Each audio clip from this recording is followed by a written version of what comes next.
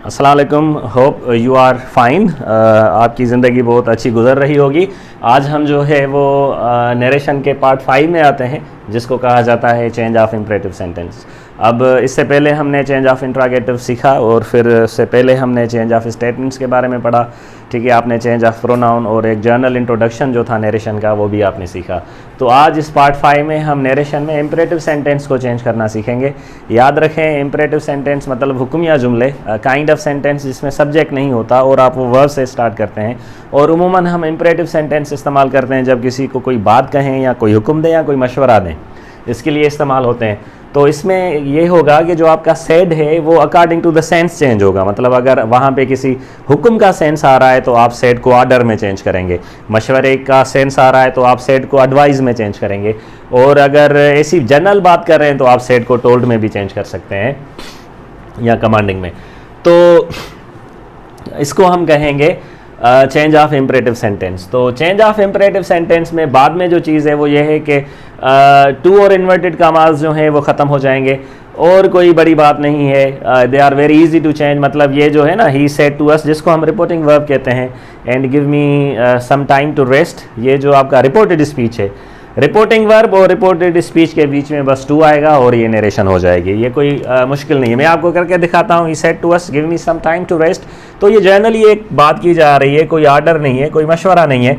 तो हम यहाँ पे सेड को चेंज करेंगे टोल्ड में, तो हम क्या कहेंगे, he told us to give. अब आपको पता है मी फर्स्ट पर्सन है और फर्स्ट पर्सन का ताल्लुक रिपोर्टिंग वर्ब के सब्जेक्ट से होता है, तो हम मी को चेंज करेंगे हिम में, तो give him some time to rest हो गया। It's very easy.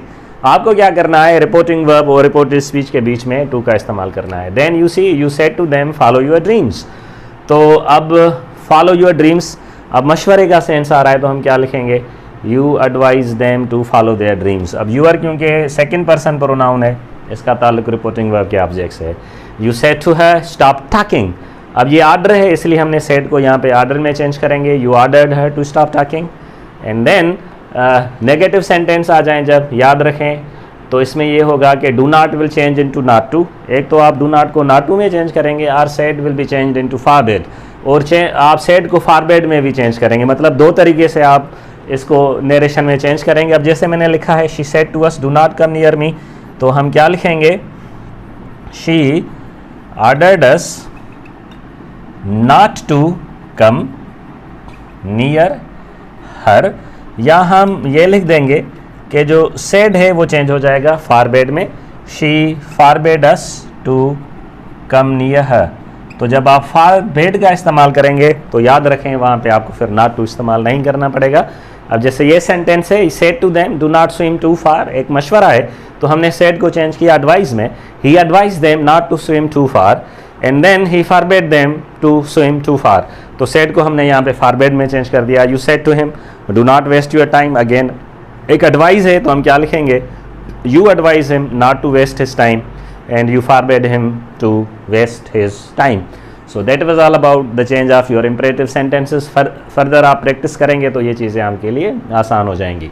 लेकिन मैं इसमें एक और चीज़ का इजाफा करते हैं। देखें, अगर इम्परेटिव सेंटेंस का रिपोर्टेड स्पीच प्लीज़ से स्टार्ट होगा तो वहाँ क्या करना पड़ेगा, ये जो आपका सेड है इसको रिक्वेस्टेड में चेंज करना है, बाकी रूल सेम रहेंगे। मिसाल, she said to him please give me your time, तो व्हेन आई चेंज दिस, तो यहाँ पे सेड चेंज हो जाएगा रिक्वेस्टेड में, शी रिक्वेस्टेड हिम, यहाँ पे टू देंगे, प्लीज़ गायब हो जाएगा। गिव, अब मी फर्स्ट पर्सन है, इसका ताल्लुक यहाँ से है, यूअर सेकंड पर्सन है, इसका ताल्लुक रिपोर्टिंग वर्ब के ऑब्जेक्ट से है, तो हम क्या लिखेंगे, give her his time. So she said to him, please give me your time. She requested him to give her his time. ये हो गया। देखें, they said to us, please help us with your money।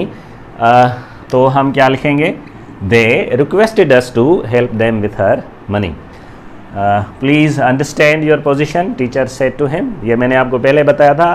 Direct speech में आपकी मर्जी है, पहले reported speech लिखें और बाद में रिपोर्टिंग वर्ब, या पहले रिपोर्टिंग वर्ब लिखें और बाद में रिपोर्टेड स्पीच। तो डायरेक्ट स्पीच में आपकी मर्जी होती है, लेकिन जब आपको इनडायरेक्ट में चेंज करेंगे तो आपको हमेशा ये करना पड़ेगा कि जो रिपोर्टिंग वर्ब है वो पहले लिखना पड़ेगा, जैसे कि teacher requested him to understand his point, right. इसके बाद लेट्स एक कंफ्यूजिंग सेंटेंसेस होते हैं और स्टूडेंट्स इसको चेंज नहीं कर पाते नरेशन में। ये बड़ा आसान है, ज़रा ये भी समझ लें, जैसे कि he said to them let's forgive the enemies.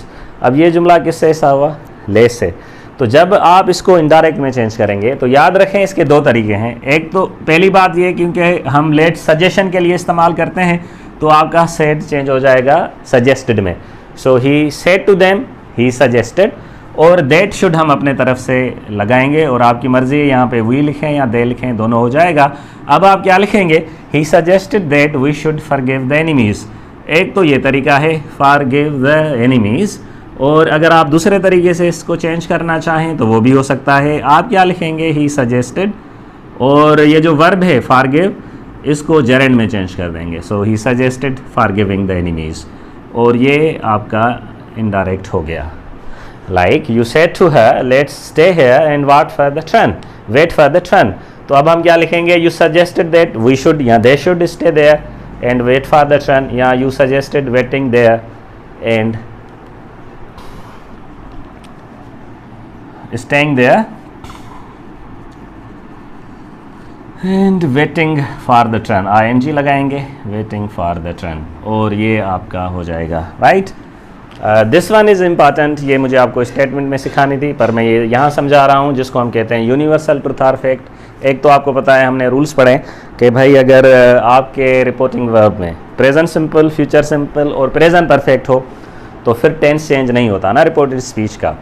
लेकिन अगर आपका रिपोर्टिंग वर्ब पास्ट सिंपल में हो फिर भी एक टेंस चेंज नहीं होता। कौन सा? Universal, that is present simple.